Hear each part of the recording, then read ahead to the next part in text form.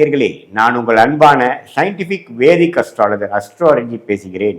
நல்லது நினைப்போம், நல்லதே நடக்கும். இப்போ மேஷ ராசிக்காரர்களுக்கு இந்த வருடத்தின் 2025 வருடத்தின் அக்டோபர், நவம்பர், டிசம்பர் எத்தகைய ஒரு காலமாக மேஷராசிக்காரர்களுக்கு வரப்போகுதுங்கிறது நம்ம கொஞ்சம் துல்லியமாக சயின்டிபிக் வேதிக் அஸ்ட்ராலஜி முறையில் நம்ம பார்க்க போகிறோம்.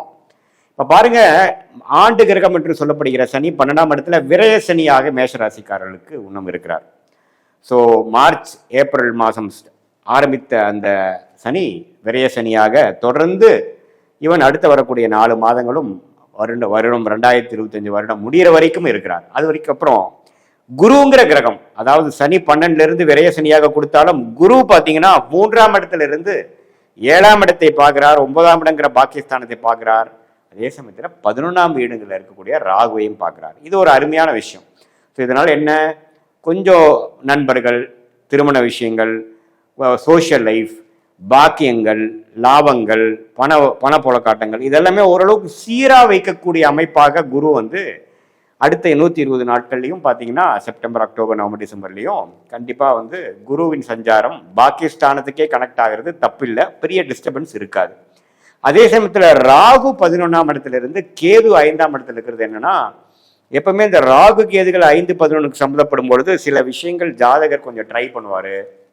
சில கிரியேட்டிவான விஷயங்கள் ட்ரை பண்ணுறது, ஏதோ ஒரு விஷயம் நம்மளால ஒரு முயற்சி செய்ததில் ஒரு பலன் பெறுவது, அது மாதிரி விஷயங்கள் வரும். ஆனால் 11ஆம் இடத்துல ராகு இருந்து குரு பார்வை பெறுகிறார் இல்லைங்களா, ராஜோகாதிபதி குருவின் பார்வை பெறும் பொழுது குறிப்பாக ராகு திசை நடக்கிறவங்க, கேது திசை நடக்கிறவங்க, ராகுவின் சாரத்தில் இருக்கக்கூடிய திசை நடக்கிறவங்களுக்குலாம் கொஞ்சம் பாசிட்டிவான விஷயங்கள் உண்டு. ஸோ இதுதான் ஜென்ரலாக ஆண்டு கிரகத்தின் சஞ்சாரங்கள் கொடுக்குது.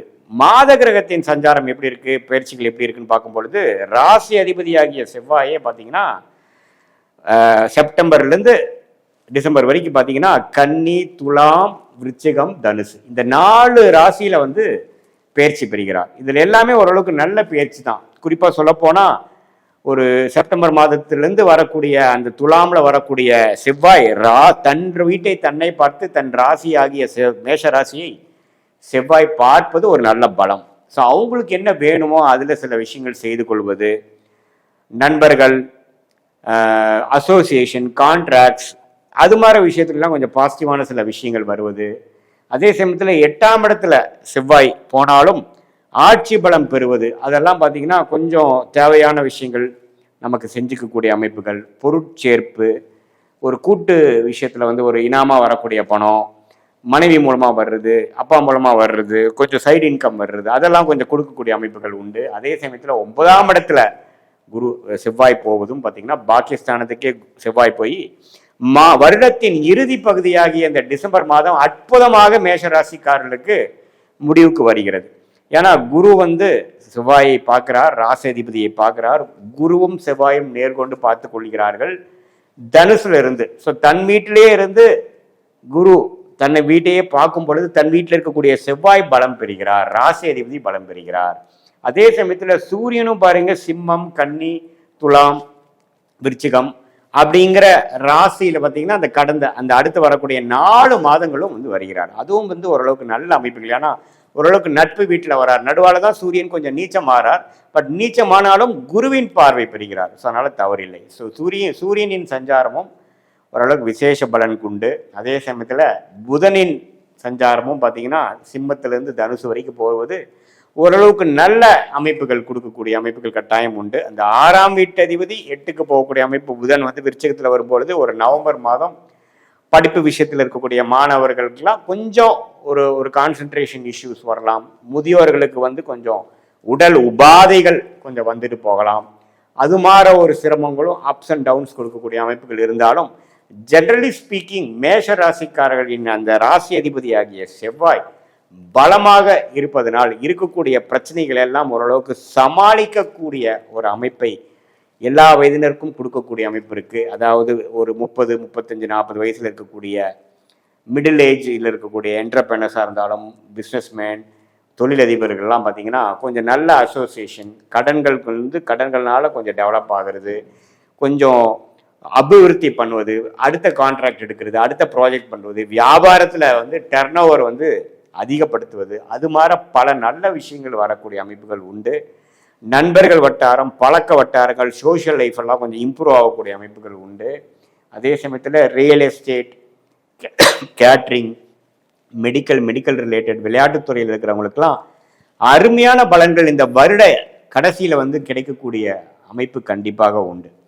ஸோ இப்படி இருக்கக்கூடிய அந்த செவ்வாயின் சஞ்சாரம், புதன், சூரியன் இதெல்லாமே கொஞ்சம் பரவாயில்ல. சுக்கிரன் பாருங்க, ஓரளவுக்கு 2 மாதம் சுக்கிரன் வீட்டிலேயே ஆட்சி பலத்தோடு இருந்து 7ஆம் இடத்துல இருப்பது அருமை.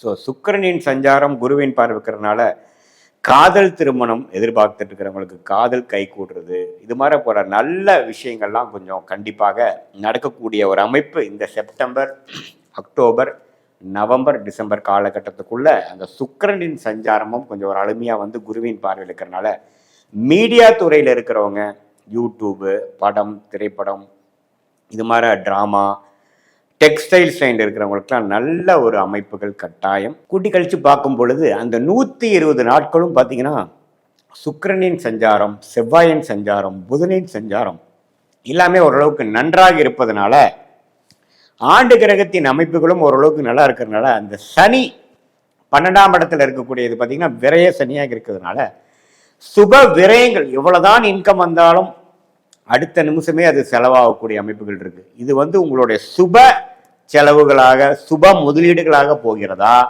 அல்லது தேவையற்ற செலவுகளாக போகுதாங்கிறது உங்களுடைய ஜென்ம ஜாதகத்துல தசாபுக்திகள் எப்படி போய் கொண்டிருக்கிறது, நீங்க எந்த லக்னத்துல பிறந்தீங்க, அந்த லக்னம் பார்த்தீங்கன்னா அந்த லக்னத்துக்கு நடக்கக்கூடிய தசைகள் அருமையான தசைகளா நடக்குதா, தசநாதனும் புக்திநாதனும் எப்படி இருக்கிறாங்க, ஸ்தானபலம் திக்பலம் எப்படி இருக்குதுங்கிற உங்களுடைய ஜென்ம ஜாதகத்துல நீங்க பிறந்த தேதி, பிறந்த நேரம், பிறந்த ஊர் வைத்து வரக்கூடிய அந்த ஜாதகம் மூலமாக இந்த கோச்சார அமைப்பு மேஷராசிக்காரர்களுக்கு சேர்த்து பார்க்கும் பொழுது அடுத்த வர 3 மாதங்கள், அடுத்த வரக்கூடிய 6 மாதங்கள் எப்படி இருக்க போகிறது, லாங் டேர்ம் எப்படி இருக்க போகிறதுங்கிறதெல்லாம் துல்லியமாக சயின்டிஃபிக் வேதிக் அஸ்ட்ராலஜி முறையில் கணித்து அது பிரகாரம் நம்மளுடைய வாழ்க்கையோட டைரக்ஷன் திட்டங்களை எல்லாம் வகுத்து நம்ம போனோம்னா எளிதில் வெற்றி பெறலாம். நம்ம கர்மாவுக்கு எதிராக போகாமல், நம்ம கர்மா என்ன சொல்லுதோ அதுக்கு தகுந்த டைரக்ஷனை போய் எதிர்நீச்சல் போகாமல், பண விரயங்கள், சமய விரயங்கள் செய்யாமல் நன்றாக எளிதில் வெற்றி பெற முடியும். இது வந்து ஒரு கோச்சார அமைப்பு, ஆண்டு கிரகத்தின் கோச்சார அமைப்பு, மாத கிரகத்தின் கோச்சார அமைப்பு வந்து ஒரு பொதுவான மேஷராசிக்காரர்களுக்கு எத்தகைய ஒரு அமைப்பு, அதாவது மாணவர்களாக இருந்தாலும் சரி, இல்லத்தரசிகளாக இருந்தாலும் சரி, நடுத்தர வயதினராக இருந்தாலும் சரி, சீனியர் சிட்டிசனாக இருந்தாலும் சரி, எத்தகைய ஒரு ஜென்ரலான ஒரு அமைப்பு இருக்குன்னு பார்க்கும் பொழுது விரயங்கள் ஒரு பக்கம் நடந்தாலும், உடல் உபாதைகள் ஒரு பக்கம் நடந்தாலும், வரக்கூடிய வருமானங்களும் குட்டி குட்டி நல்ல விஷயங்களும் நன்மைகளும் நல்ல சிறு சிறு நன்மைகளும் வரக்கூடிய அந்த குருவின் பார்வை வந்து விசேஷமான பாவங்களை விழுகிறதுனால சோஷியல் லைஃப் அப்படி ஒன்றும் தப்பாக போயிடாது, பர்சனல் லைஃப் அப்படி ஒன்றும் மோசமாக போயிடாது. நல்ல பலன்கள், நல்ல பெனிஃபிட். யோகமான ஒரு 9ஆம் பாவத்தையே குரு பார்ப்பது வந்து யோகஸ்தானம் வலுவடைகிறனாலையும் மேஷராசிக்கு கடைசி வரக்கூடிய அந்த 4 மாதங்கள் 120 நாட்கள் பார்த்தீங்கன்னா ஒரு பக்கம் செலவுகள் விரயங்களும் இருந்தாலும் பல வெற்றிகள் பெறக்கூடிய, பல அச்சீவ்மெண்ட் செய்யக்கூடிய, சோஷியல் லைஃப்பில் உங்களுடைய ஸ்டேட்டஸ் இம்ப்ரூவ் ஆகக்கூடிய ஒரு அமைப்பு கட்டாயம் உண்டு என்று நீங்கள் தெரிந்து கொள்ள வேண்டும். மீண்டும் மற்றொரு காணொலியில் சந்திப்போம். நன்றி, வணக்கம். ரிஷபராசிக்காரர்களுக்கு 2025 கடைசி 4 மாதங்கள், அதாவது 120 நாட்கள் எப்படி இருக்க போகுதுன்னு பார்க்கும் பொழுது செப்டம்பர் மாதம், அக்டோபர், நவம்பர், டிசம்பர் இந்த 4 மாதங்கள் வந்து வருடத்தின் இறுதி பகுதியாக வரும்பொழுது அது எது மாதிரி ஒரு பலாபலன்கள் காத்திருக்கிறது ரிஷபராசிக்காரர்களுக்கு சற்று துல்லியமாக பார்க்க போகிறோம். சயின்டிஃபிக் வேதிக் அஸ்ட்ராலஜி முறையில் பார்க்க போகிறோம். ரிஷபராசிக்கு சனி 11ஆம் இடத்துக்கு கடந்த 4-5 மாதமாக ஆண்டின் ஒரு ஏப்ரல் மே மாதத்திலிருந்து 2025 சனி 11ஆம் இடத்துக்கு வருவது பார்த்தீங்கன்னா ஒரு நல்ல அமைப்பு. வாழ்க்கையில் சில விஷயங்கள் வந்து கொஞ்சம் செட்டான மாதிரியும், சில பிரச்சனைகள் வராத மாதிரியும் கொஞ்சம் ஸ்மூத்தாக போகக்கூடிய அமைப்புக்கு தான் இந்த 11ஆம் வீட்டு அதிபதியாகிய 11ஆம் வீட்டில் இருக்கக்கூடிய சனி. குரு 2ஆம் இடத்துல இருக்கிறதும் நல்லது தான். ஏன்னா குடும்பம், தனம், வாக்குஸ்தானத்தில் குருங்கிற ஒரு சுபகிரகம் இருக்கிறது 8ஆம் வீட்டையே கனெக்ட் பண்ணுறது பார்த்தீங்கன்னா கொஞ்சம் பண விஷயத்துக்கு, அடுத்தவங்க பணம், இன்ஹெரிட்டன்ஸ், பார்ட்னர் ஒய்ஃப் மூலமாக வர்றது, பார்ட்னர் மூலமாக வர்றது, உயில் மூலமாக வர்றது, செகண்டரி இன்கமாக வருவது, பல சோர்ஸில் வருவது, வரவேண்டிய பணம் வருவது, முதலீடு செய்தது லாபம் வருவது, அது மாதிரி சில விஷயங்கள் வந்து பண விஷயத்துக்கு பரவாயில்லை. சனி 11ஆம் இடமும் அருமையான அமைப்பு. பார்த்தீங்கன்னா ராகு பார்த்தீங்கன்னா 10ஆம் இடத்திலும் கேது வந்து 4ஆம் இடத்திலும் இருக்கிறார். ராகு 10ஆம் இடத்தில் இருப்பது என்னன்னா, தொழில் ஸ்தானத்தில் ராகு இருக்கும் பொழுது சில மாற்றங்களை தொழில் ஸ்தானத்தில் கொடுக்க போறார். ஒரு விஷயத்திலிருந்து இன்னொரு விஷயம் தாவுறது, ஒரு அந்நிய விஷயத்துக்குள்ள போகிறது, ஒரு புதிய ஒரு வர்த்தகத்துக்குள்ள போகிறது, இம்போர்ட் எக்ஸ்போர்ட் மாற போகுது, வெளிநாடு தொடர்பு, டிராவலிங்கு, அதர் லாங்குவேஜ் பேசக்கூடியவங்க, அதர் ரேசஸ் உள்ளவங்க, நம்ம சர்க்கிள் விட்டு அடுத்த சர்க்கிளோட நம்ம டீல் பண்றது, அது மாதிரி விஷயங்கள்லாம் இந்த ராகு கேதுகள் வந்து 4 10ஆம் இடத்துக்கு சம்மந்தப்படும் பொழுது வரும். இதே 4ஆம் இடத்துல கேது வரும்போது இடம் சார்ந்த விஷயங்கள், தாயார் சார்ந்த விஷயத்திலையும் கொஞ்சம் அக்கறைகள், சில விஷயங்கள் தேவைப்படும். ஸோ இதுதான் வந்து ஆண்டு கிரகத்தின் சஞ்சாரம் ரிஷபராசிக்கு. இதே மாத கிரகத்தின் சஞ்சாரம் எப்படி இருக்குன்னா, ராசி அதிபதியாகிய சுக்கிரனே பார்த்தீங்கன்னா கடகத்திலிருந்து விருச்சிகம் வரைக்கும் அந்த 4 மாதங்கள் சுக்கிரன் வந்து சஞ்சரிக்கிறார். அதுல குறிப்பா துலாம் ராசியில வரும் பொழுது 6ஆம் இடத்துல வலுக்கிறார், ஆட்சி பலம் பெறுகிறார், குரு பார்வை பெறுகிறார். ஸோ கொஞ்சம் கடன் வருவது, ஒரு சுப கடனா வருவது, குடுக்கல் வாங்கல் மூலமாக ஒரு பெனிஃபிட் வருவது, வெளிநாடு விஷயங்கள், ஒரு சுப முதலீடு, ஒரு சுப செலவுகள், அது மாதிரி விஷயங்கள்லாம் பண்ணக்கூடியது, இன்வெஸ்ட்மெண்ட், அது மாதிரி விஷயங்கள்லாம் நல்லா இருக்கு. ராசி அதிபதி உச்சம் பெறுகிறார், 5ஆம் இடத்துல நீச்சமா இருந்தாலும் நீச்ச பங்கம் ஆகிறார். ஸோ ஓரளவுக்கு நல்ல அமைப்பு தான். ராசி அதிபதியோட சஞ்சாரங்கள் வந்து பரவாயில்லை, குரு பார்வையும் பெறுகிறார். So media related, textile related பீப்புளுக்குலாம் ஒரு நல்ல மாற்றங்கள் நிறைந்ததான ஒரு கடைசி 4 மாதங்களாக ரிஷபராசிக்காரர்களுக்கு வருகிறது. இதே பார்த்தீங்கன்னா சூரியன், புதன், செவ்வாய் சஞ்சாரமும் பரவாயில்லை. செவ்வாய் பார்த்தீங்கன்னா 7ஆம் இடத்திலே ஆட்சி பலம் பெற்று வரும்பொழுது சில குடும்பத்தில் கொஞ்சம் அப்ஸ் அண்ட் டவுன்ஸ் இருக்கக்கூடிய அமைப்புகளுக்கு, கருத்து வேறுபாடுகள், கணவனாக இருந்தால் மனைவி, மனைவியாக இருந்தால் கணவனுக்குள்ளேயே கொஞ்சம் சுணக்கங்கள் வரக்கூடிய அமைப்புகள் உண்டு. ஸோ அதில் மட்டும் கொஞ்சம் இருக்கணும். ஏன்னா அது குரு பார்வையும் இல்லாமல் இருப்பதனால உறவுகள், பங்குதாரர்கள், நட்பு விஷயத்துல எல்லாம் கொஞ்சம் அக்கறை தேவைப்படுகிறது. மற்றபடி பண விஷயத்துக்கு அருமையான பலன்கள். மாணவர்களும் பார்த்தீங்கன்னா நல்லா படிக்கக்கூடிய அமைப்புகள். ஏன்னா புதன் வந்து நல்ல அமைப்பில் தான் இருக்கார், தவறில்லை.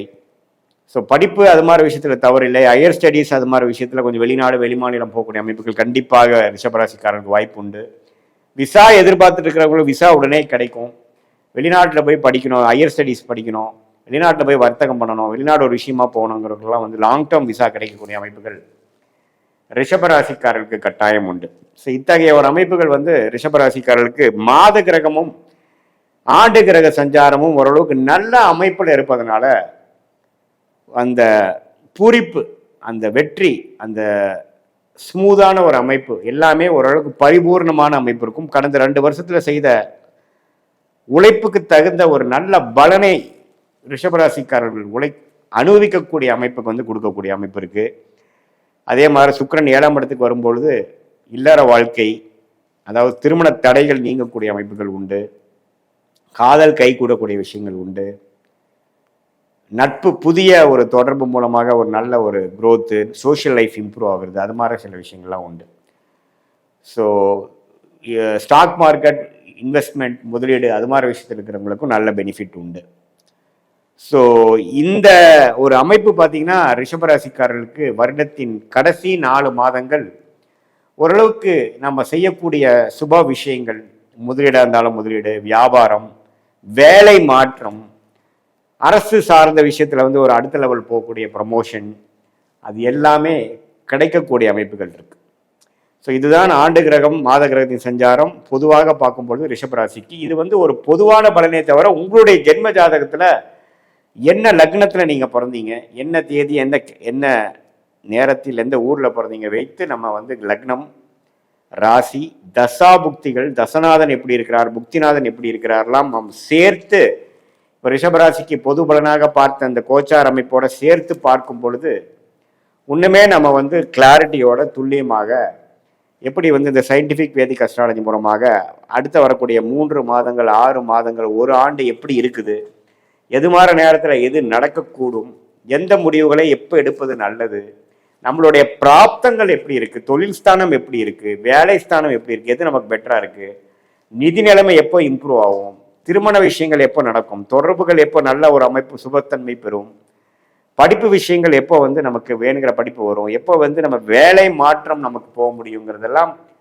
துல்லியமாக, எந்தவித மூட நம்பிக்கைக்குள்ள போகாமல், பரிகாரங்கள் அது மாதிரி விஷயத்துக்கு போகாமல் துல்லியமாக உள்ளது உள்ளவாறு பார்க்கக்கூடிய ஒரு அமைப்பு வந்து சயின்டிபிக் வேதிக் அஸ்ட்ராலஜி முறையில் ரிஷபராசிக்காரர்களுக்கு ராசி அதிபதி தசா, அந்த அந்த ஒரு கிரகத்தோட அமைப்பு எந்த நட்சத்திரத்தில் இருக்காங்க, கோச்சார் அமைப்பு, ஆண்டு கிரகத்தின் அமைப்பு எப்படி, மாத கிரகத்தின் அமைப்பு எப்படி, இப்போ போயிட்டு இருக்கிற தசாபுக்திகள் எப்படி இருக்கு, எந்த நட்சத்திரத்தில் இருந்து அந்த தசைகள் நடத்துகிறார்கள், அந்த தசநாதன் உங்கள் லக்னத்துக்கு எத்தகைய ஒரு ஆதிபத்தியம் பெறுகிறார்கள், எந்த ஆதிபத்தியம் இப்போ செயல்பட்டு கொண்டிருக்கிறது, புக்திகள் என்ன நடக்குது, புக்திநாதன் எப்படி இருக்கிறார், கோச்சாரத்தில் எப்படி இருக்கிறார், அந்தரங்கள் சூக்ஷமம், புக்தியை டிவைட் பண்ணா அந்தரம் சூக்ஷமம் வரும், அவங்களா எப்படி இருக்காங்கிறதெல்லாம் பார்த்து இப்போ ஓவராலா பொதுவாக பார்த்தது வந்து இன்னுமே துல்லியமான சில முடிவுகளை ப்ரிடிக்ஷனை எடுத்து அது மூலமான நீங்க முடிவுகளை எடுக்கும் பொழுது சமயம் விரயங்களை தவிர்த்து, தேவையற்ற